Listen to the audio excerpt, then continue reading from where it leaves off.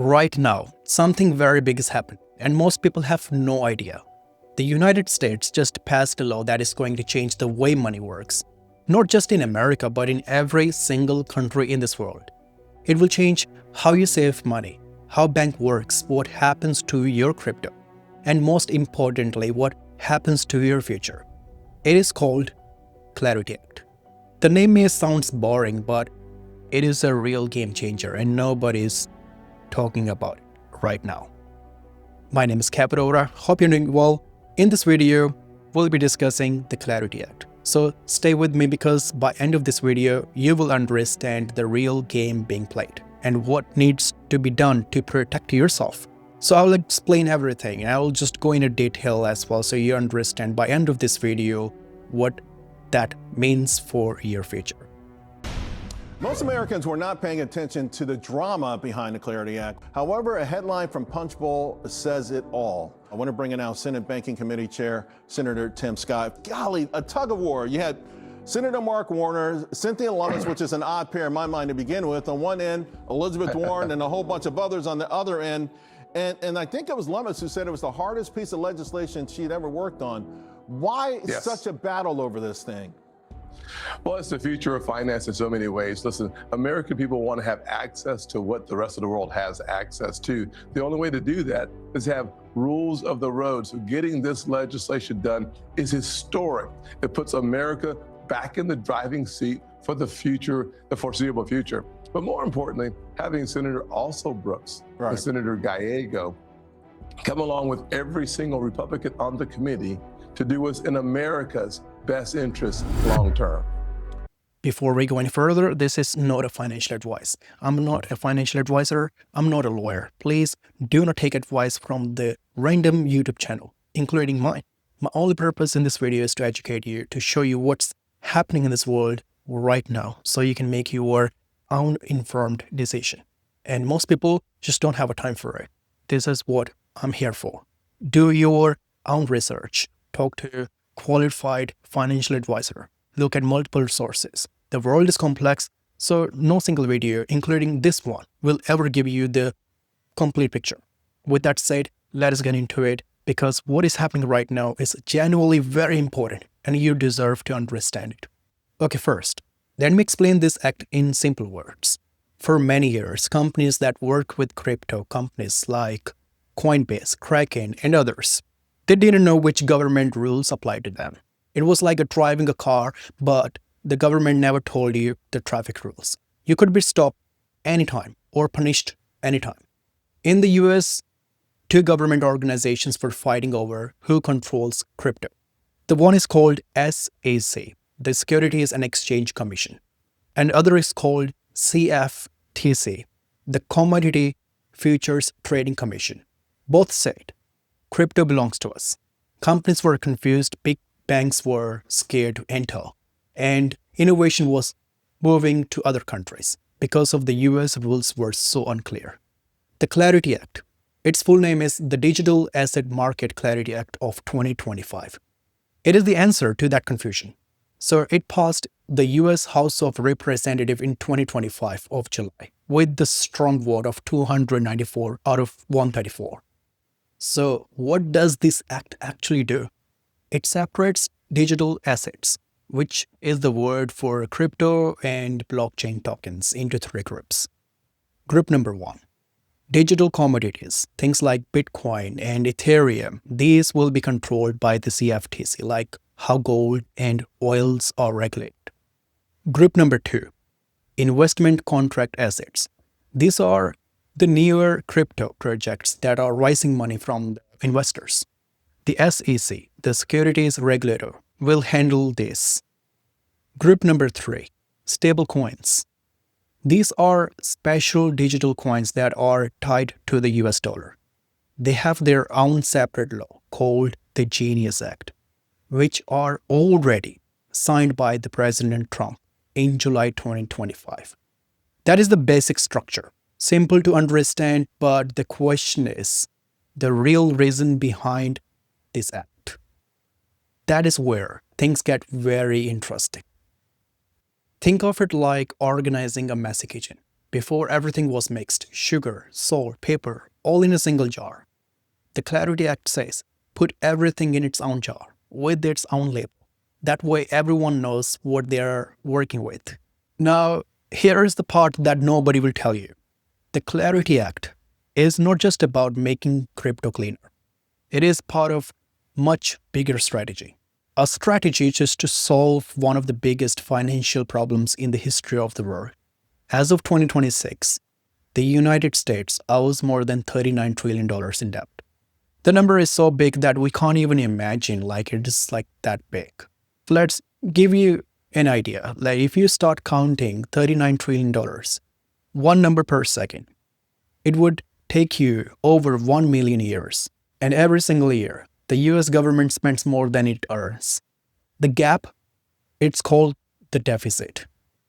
It's almost $2 trillion per year. That means they have to borrow more money every single year. And the interesting part is the US government pays more interest on that debt than any military or Medicare. Now, here's the problem that gets bigger every year. The US needs to find people who will buy its debt. These buyers are called the creditors. The biggest ones used to be the countries like China and Japan. But look at what happened. In 2011, China and Japan together owned more than 23% of America's debt.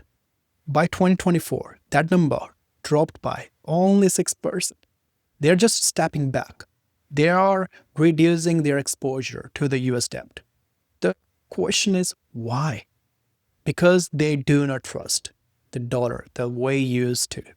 Because the US has used its financial power as the weapon, like they did with Russia when they attacked Ukraine, blocking those countries from international banking, freezing their assets, and those countries said, we need to reduce our dependence on America. What if they do the same thing to them? So the US government has the real problem right now. It needs to borrow trillions of dollars every year. But the big traditional buyers are walking away. So the question becomes, who else will buy the America's debt? The US government found an answer, and it is hidden inside the Clarity Act and its sister law, the Genius Act. The answer is the stable coins. Now, this is the part you have to pay very close attention. A stable coin is a digital coin that is always worth exactly $1. It does not go up or down like Bitcoin. One coin, it's always equals to the $1, always. Companies like Tether or Circle creates those coins. As of 2026, the stablecoin market is worth $300 billion. And over 99% of all stablecoins in the world are tied to US dollar. Now here is the clever part. The Genius Act, passed in July 2025, says that for every stable coins issued, the country must hold an equal value in US Treasury bonds or cash. One stable coin issued, it's gonna be equals to $1 of US government debt bought. Think about just for a second what that means. As more people around the world use stable coins in Africa, in Asia, in South America, in the Middle East, they are, without knowing it, buying American debt. They're holding US Treasury bonds for America. Treasury Secretary Scott Bassett himself said, and I will quote that for you, that stable coins will expand dollar access for billions across the globe and lead to surging demand for a US Treasury. He said it openly, and that is the plan. America says to the world, use our digital dollar, use USDD or USDC. And when you do, Tether or Circle take your money and buy the US government bonds. Your daily digital transactions are funding America's debt. Even more interesting, Tether, it's not even an American company. It is registered in El Salvador. But as of mid-2025, Tether holds approximately $125 billion in US Treasury bonds. That makes Tether a bigger holder of US debt than many entire countries. So here is a strategy. The US could not convince China to keep buying its debt. The The US could not convince Japan either. So instead, they are creating a new buyer. Billions of ordinary people using digital dollars on their phones. People like you or me. Without even realizing they are holding America's debt. Imagine your country builds a road and charges everyone in the world a tiny toll every time they use it, even if they don't know about it. This is what stablecoins do for the US Treasury market. Now, who's actually going to use the stablecoins? Let me show you 3 examples, very simple, very quick. Maria, she works in Dubai, wants to send $300 to her family lives in Philippines. Her first option is Western Union, which is charging her $18 for a fee transferring within 2 days. On the other hand, USDT stablecoin, charging her only $1, transferring within 2 minutes. That is $17 she has saved. Example number 2. Ahmed saved his money in Nigerian bank. He did nothing wrong, but the currency itself lost its value by 40%, which means he lost his saving by 40%. Now he keeps his saving in USDT, digital dollars. When the currency falls, his savings are still there. Example number 3. Aisha, who is a market trader in Kenya. She has never had a bank account. The bank said she didn't have the right documents. Right now, 1.4 billion people in the world have no bank account at all. So Aisha downloaded a free crypto wallet on her basic phone.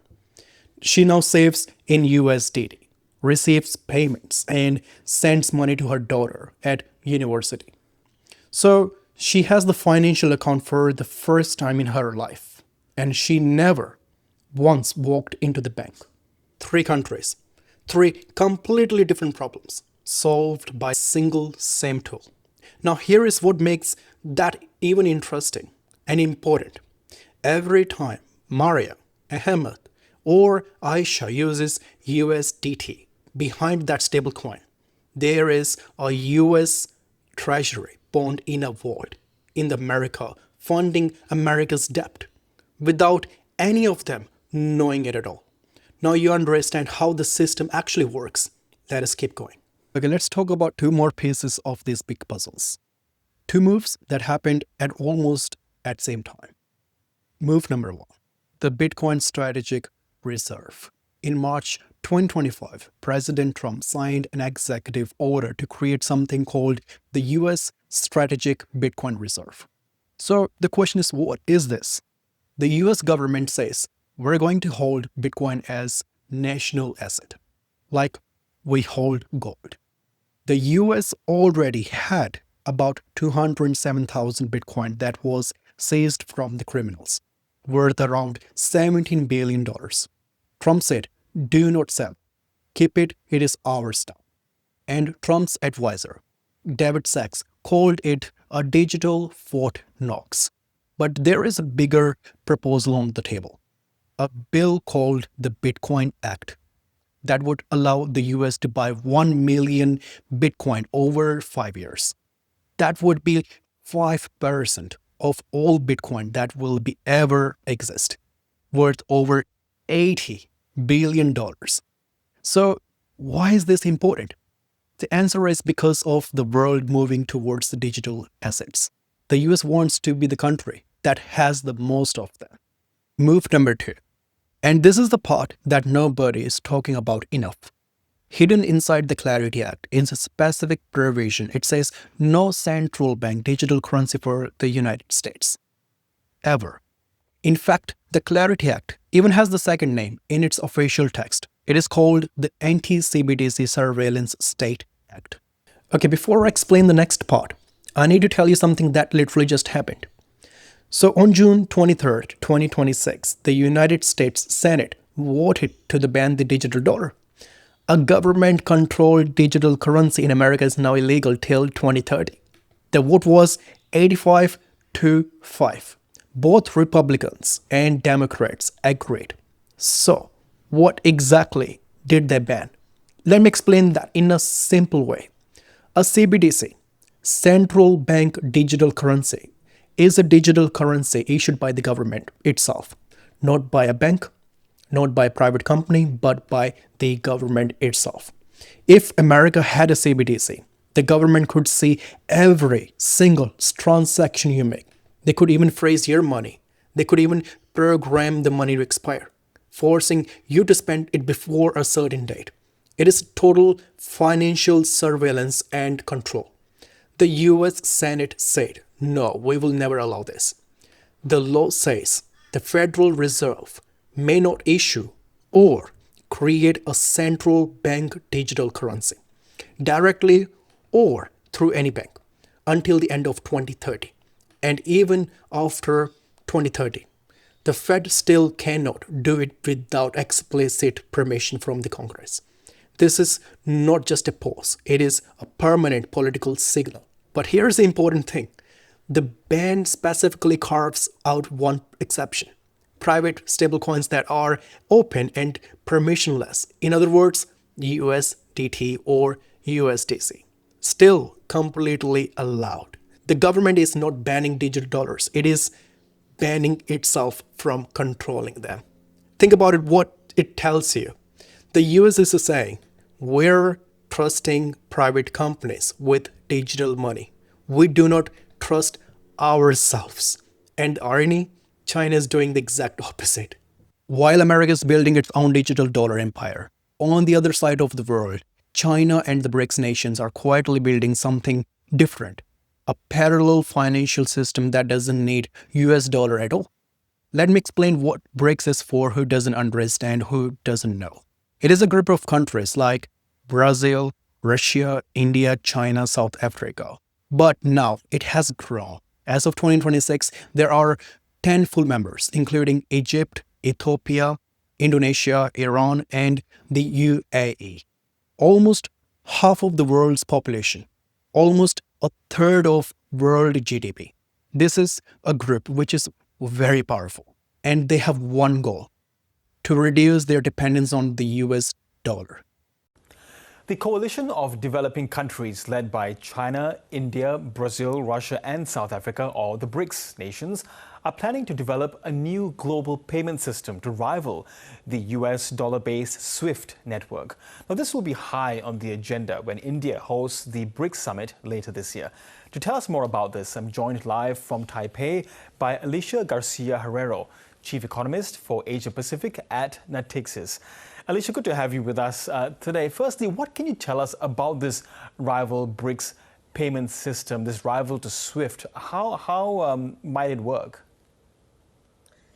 Well, the history of this BRICS bridge is actually starts at the BIS, which is a pretty kind of Western, or at least in origin, Western institution, the central bank of the central banks of the world, which actually helped China, Hong Kong, Thailand, UAE, I believe, so a number of countries in the emerging world to develop a system to put together e-currencies. So the e-renminbi, e-CNY, but also others which were developing e-currencies to basically make sure that they could do cross-border transactions. China has built something called mBridge. This is a blockchain-based payment system. Countries can use mBridge to pay each other without going through the US dollar, without using SWIFT. By end of 2025, mBridge had processed over $55 billion in transactions. And China's digital yuan, the e-CNY, made up to 95% of that volume. Even more interesting, China just launched the cross-border e-CNY transfer services called CBETS in June 2026. The first 26 banks in countries like Singapore, Thailand, the UAE, Qatar, and Brazil all joined. China is building its own digital banking network. And China's digital yuan, the e-CNY, just made a major upgrade. Starting January 2026, it became interest-bearing. So that means when you hold the digital yuan, you can earn the interest from it like a bank account. No other digital currency in the world currently offer at this scale. By December 2025, the digital yuan had processed 3.4 billion of transactions, worth $2.3 trillion. Meanwhile, Russia built SPFS, their alternative to SWIFT, now connected to 550 organizations across 20 countries. China's CIPS payment system now has over 1,700 participants in 187 countries. And the 2026 BRICS Summit has a new proposal on the agenda, making all BRICS central banks digital currency compatible with each other. If that happens, the dollar could be bypassed for a huge portion of the world trade. But this is the important part. The BRICS groups, they're not united. India recently broke the ranks. India signed the trade deal with the US in February 2026, agreed to stop buying Russian oil. India's foreign minister has publicly said, "We are not trying to replace dollar." So these are the cracks in the BRICS, which needs to be resolved before they move to different payment system. I want to be honest with you here. The dollar is still a king. It is used in 89% of all international currency transactions. It is still in 57% of all central bank reserves. No one has replaced it yet. But the trend is clear. The share is going down, not fast but steadily. And as one analyst said, the erosion is slow. Percentage points per decade rather than per year. But it compounds. And what makes today different from the past? For the first time, it is not just enemies of America reducing their dollar exposure. It is their allies. And here is something that shocked financial experts when it happened. France, America's oldest ally, quietly withdrew all of its gold from the US Federal Reserves between July 2025 and January 2026. 129 tons of gold, worth $15 billion, moved back to Paris. And the last time France did was back in 1960, because they were so worried about America's debt would cause the problem. And what happened then? The US eventually left the gold standard in 1971, and the dollar was changed forever. And the question is, are we watching the history repeating itself? Okay, so we have talked about big government moves and big numbers. Now the question is, what does this actually mean for you, for your savings and for your money? So what I have done is I have broken down into 4 different areas. Area number 1, your savings and bank deposits. As more money moves into the stablecoins, it moves out of the bank accounts. Banks lose deposits. This means banks would have less money to lend. Less lending means potential higher interest rates on your loans. Your mortgage, your car loans, your business loan could become more expensive. Also, if you live in a country where your currency is weak, like some parts of Africa, South Asia, or South America, people are already moving to USDT or USDC to protect their savings from the currency devaluation. This is happening right now in today's world. Your local bank may already be losing customers to the stablecoins. Are you happy with the way the Clarity Act is turning out? No, because it allows them to effectively pay interest on deposits, stable coins or something like that, without the protection that they should have. And it doesn't do anything for AML/BSA. It has almost no legal protections. So no, the banks will not accept it that way. They won't and accept the it ABA, the small banks, the credit unions, it's not just the big guys. I'm not worried about stablecoin, but if it happened, I'm telling you, I would have nothing to do with it, and it would eventually blow up on its own. Area number 2, stock markets and investments. The Clarity Act will bring huge institutional money into the crypto. Banks, pension funds, investment companies, they were all waiting for the clear rules. Now those rules are coming. JP Morgan analysts have already said the Clarity Act passing would be a positive catalyst for digital assets. Bitcoin and Ethereum ETFs already exist. More financial products are coming. If you hold crypto or thinking about it, the regulatory environment is becoming clearer. That is generally a good for prices. But, and this is important, more regulations also means more compliance costs. Smaller crypto projects that cannot afford compliance may struggle. The big players like Bitcoin, Ethereum, and regulated stablecoins will likely benefit the most. Area number 3, your country's currency. If you live outside the US, here is something to think about. Stablecoins are digital dollars. If billions of people around the world prefer to save money in digital dollars rather than local currency, what happens to your local currency then? It weakens. Your government loses control of monetary policy. This is called digital dollarization, and the European Central Bank is already worried about this. ECB President Christine warned in 2026 of May that growing stablecoins use could destabilize bank funding, in Europe especially. This is the real concern for the developing countries especially. The US is essentially offering a digital dollars that is more attractive than many local currencies. And the more people use it, the stronger America's financial grips becomes. Area number 4, gold and traditional safe havens. In times of financial uncertainty, people buy gold. Central banks are buying gold at record levels. We saw France, they're taking back their gold.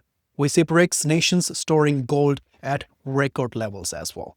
So now Bitcoins is being positioned as digital gold by the US government itself. This gives a Bitcoin a new level of legitimacy. For the first time in the history, the US government is officially trading Bitcoin as store of value, not as a speculation. There is a hidden financial risk that almost nobody is talking about in the context of the Clarity Act. It is called the yen carry trade. For 30 years, investors borrowed money in Japanese yen at almost zero interest because Japanese interest rates were nearly zero, and then invested that money in US Treasury bonds that paid higher interest. Easy profits. The size of this trade, estimates range from $1 trillion to $20 trillion. But now Japan is rising its interest rates. As Japanese rates go up, these trades unwinds. Investors sell US Treasury bonds to pay back their yen loans. That means the US government needs new buyers for those bonds urgently. This is the reason why stablecoins are so important to the US right now. They need billions of people globally to soak up their treasury bonds that Japan is no longer holding. Here is something big that most people do not understand it yet. Under the Clarity Act and related rules, it becomes possible to tokenize the real-world assets on a blockchain. So you may have a question. What does that mean? Imagine your house, your land, or shares in a company. This traditionally requires lawyers, banks, and weeks of paperwork to transfer. Now imagine that ownership is stored on a blockchain and can be transferred in seconds globally for a tiny fee. This is coming. Tokenized US Treasury bonds already exist. Tokenized stocks, real estate, gold, these are all being developed right now. The Clarity Act provides the legal framework that makes that possible at that scale.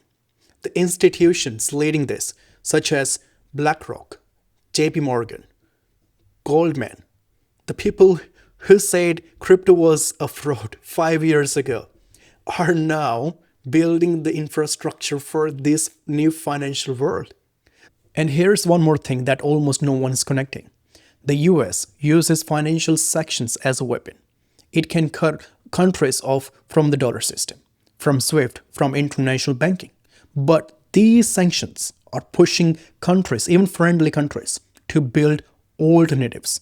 One financial expert perfectly said, Washington cannot both weaponize the dollar system and maintain universal trust in it. The more aggressively the US uses financial sanctions, the faster the countries build systems that do not need the dollar. The tool designed to maintain American power is accelerating the search for alternatives to the American power. The stablecoins and the Clarity Act are America's attempt to solve this by embedding the dollar inside the digital infrastructure that billions of people will use voluntarily. The US hopes to maintain financial dominance even as traditional dollar holdings decline. Okay, let me bring all this together for you. The Clarity Act is not just a law about crypto, it is America's strategy to stay on the top of the global financial system in the world that is changing faster than ever before. The US is doing 5 things at once. Number 1, using stablecoins to create new generation of the buyers for its $39 trillion debt. People all around the world who use digital dollars every day. Number 2, giving crypto companies legal clarity so America becomes the home of the next generation of financial technology and keeps that business inside the US. Number 3, holding Bitcoin as a national reserve, positioning it as digital gold and making sure that America owns more than any of the other countries. Number 4, banning a government digital currency, deliberately leaving digital money in private hands to avoid the surveillance and control that China is building into its system. Number 5, staying ahead of China's and BRICS financial networks by making the dollar so easy and accessible in the digital form that most of the world will continue to use it, even if they say they want an alternative. But here is the question I want to leave with you. Is this sustainable? Can a country with $39 trillion in debt, growing by $2 trillion every year, keep the world's financial system centered on its currency forever, even with the smartest digital strategy? History tells us that no empire lasts forever. The British pound was the world's reserve currency before the dollar. Gold was the anchor before that. Every system eventually changes. The question is not whether the system will change. The question is, how fast? And are you ready? Are we ready? So, what should you do with this information? First, educate yourself. The financial system is changing. The people who understand these changes will make better decisions than most of the people who ignore them.